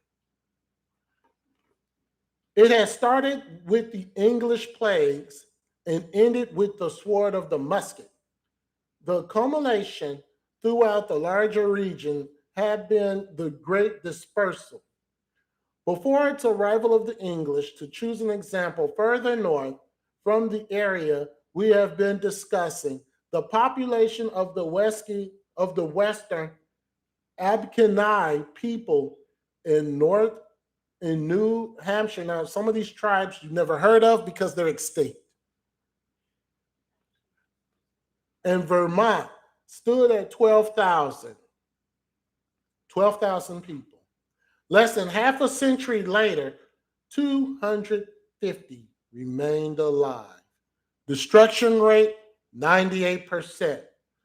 Other examples of this tell a dreary tale. Middle 17th century, the Mohawken people, 92% destroyed. The Mohawk people, 75% destroyed. The Eastern Abenaki people, 78% destroyed. The Malisat Pomatawati people, 67% destroyed. Prior to European contact with the Potomac people, it had been numbered about 18,000 people. 50 years later, they were down to 920. 95% destroyed. The Caribbee Yukonot people had numbered 30,000 people. 50 years later, 1,500 people. The Massachusetts people had been numbered 44,000 people. 50 years later, barely 6,000 people are alive. This was mid-century. King Philip War had not yet begun. Neither had smallpox epidemics of 1677 and 1678 occurred. This is before King Philip's War. This is before they instituted smallpox. Look at the numbers. The devastation only started. Other wars and scourges followed. By 1690, the Norwalk men was down to 100 men. In 1726, it went down to 25 men. The Ashkenazi people in 1690 were reduced to 160. 1726, they were down to 10. The Pigwack people, 1690, only 100 men were left. 1726, there were 7. These were the last ones who fled into Canada or escaped English terrorists.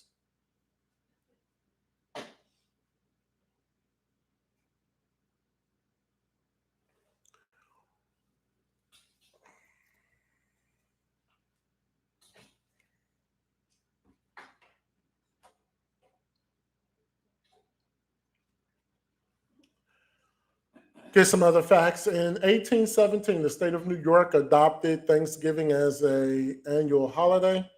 Mid 1800s, other states adopted it also.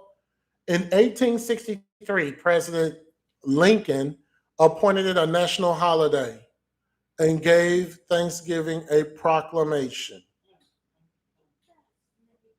On that same day, the U.S. Army came against Sioux Indians in North Dakota and killed all of them. Wow. Thanksgiving is about as pagan as it comes.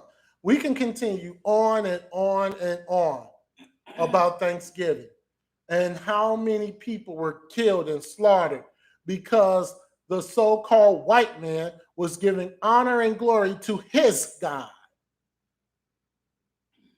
On and on.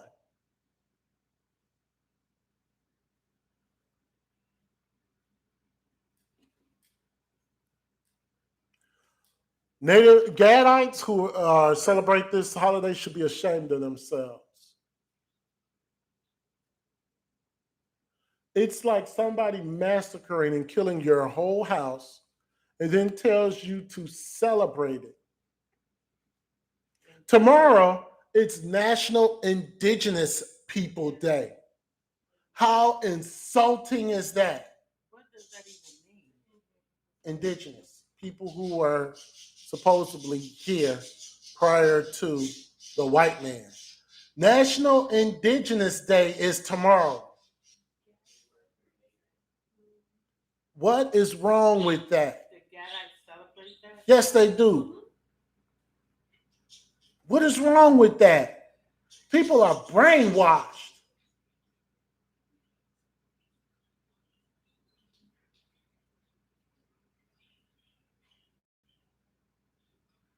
It is ridiculous. You can fill hundreds of stadiums with the dead bodies of Gadites that were slaughtered between 1620 and as late as 1910.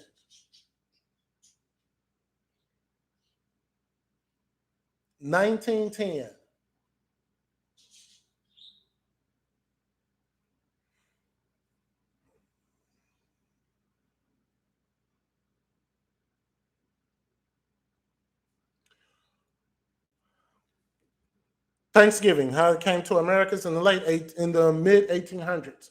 There was a woman named Sarah Hale, and she marketed the idea of having a national American Thanksgiving holiday.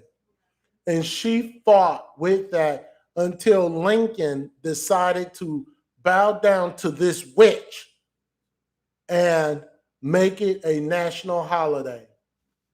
Sarah Hale. Symbols of Thanksgiving. Cornucopia, that's Greek mythology.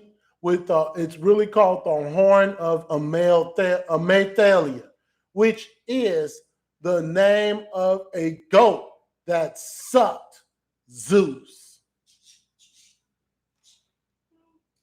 That's what your cornucopia is. Or horn of plenty. Isis.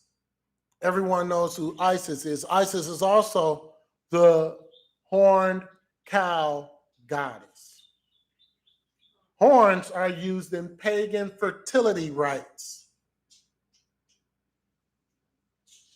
Then it gets better. 1948, Demeter, the Greek version of Isis, and the Roman version, in her Roman version series, which is where we get the word cereal from.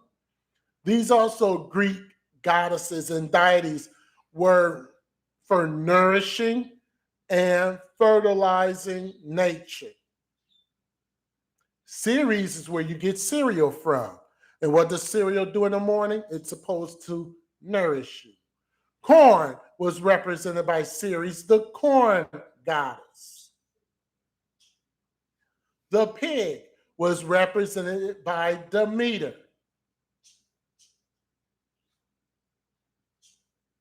Deuteronomy 12, 30 to 32.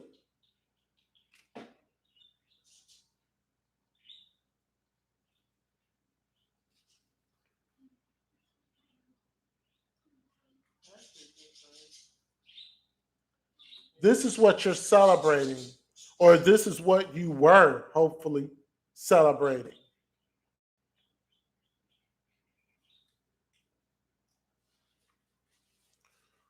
"12 and 30. Take heed to thyself that thou be not snared by following them. After that, they be destroyed from before thee, and that thou inquire not after their gods, saying, how did these nations serve their gods?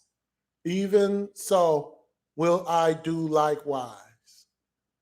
Thou shalt not do so unto the Lord thy God, for every abomination to the Lord which he hateth, they have done unto their gods. Even their sons and their daughters they have burnt in the fire to their gods. What things soever I command you, observe to do it. Thou shalt not add thereto nor diminish from it."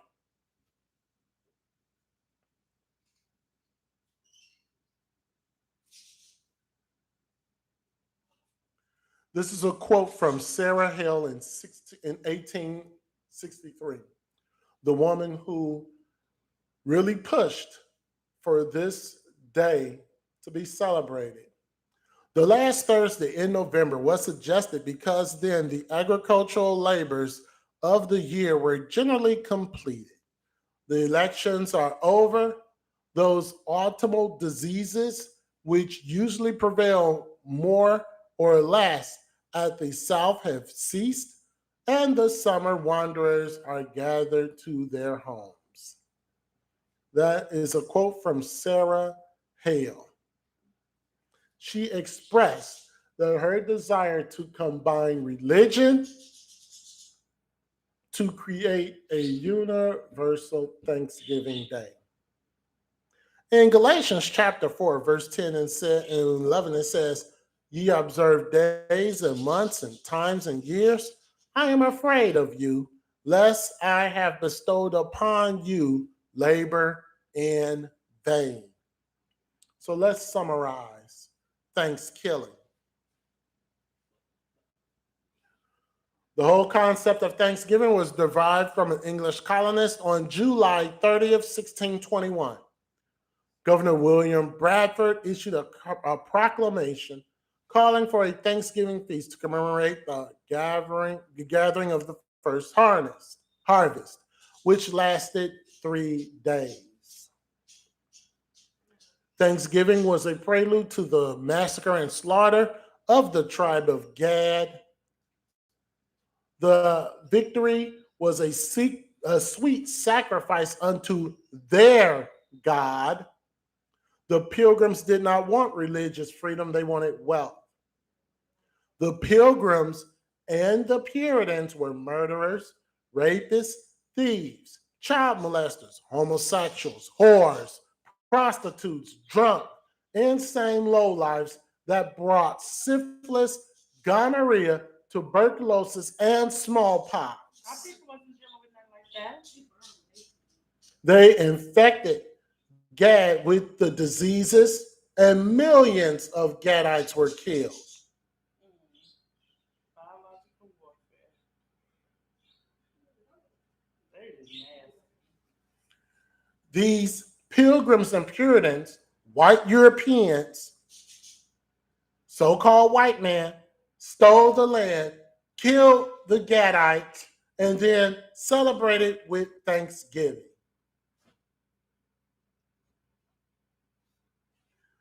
John 10:10 says, the thief cometh not but to steal, to kill, and to destroy.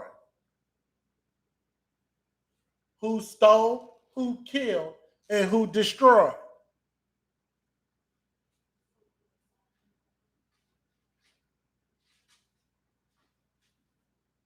They gave a thing. Yeah, go ahead. I want to say this as well. You all know that none of this would have not been able to go on if our people were not sinning. So our people was not innocent. But we're gonna tell the truth. Let's tell it all. Yeah, I did earlier. I said that what they were doing to celebrate the harvest. That's why Gad was like a fish in water when the Puritans and the Pilgrims were celebrating the harvest. Gad was doing the exact same thing, except when they were celebrating, they would always murder a virgin. Or they would do some type of crazy corn dance, Cherokees. Or Potamawa, beheading a virgin.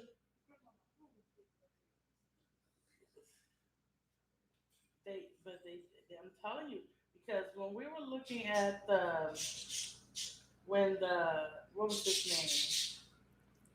What was the guy named the prophet?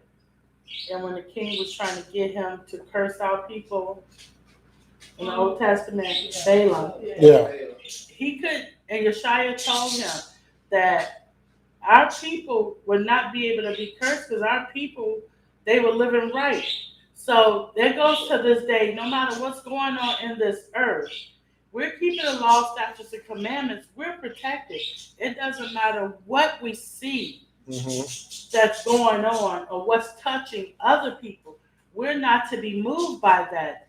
Because if you're obedient to the law, statutes, and commandments of Yeshua, it doesn't matter what type of STDs or whatever they're called in biological warfare, it can drop right at your feet and it would never touch you. Right. So that's how we don't operate in fear, because we know you keeping the law, statutes, and commandments. You don't look at what's going on in the world. Right. Go ahead. But our people most definitely was doing some things. Yeshua is not going to allow a person that's keeping his law, statutes, and commandments to be, touched like that. Because that's what the word said. Even into Deuteronomy, he tells us we keep his laws, we listen to him. He said we're covered, we're blessed in the city, we're blessed in the field. So, well, we know that didn't happen. Yeah. Oh, what you was gonna say? Proverbs 26:2 says, as the bird by wandering, as the swallow by flying, so the curse causeless shall not come. We got that scripture right, yeah. So what am I saying here?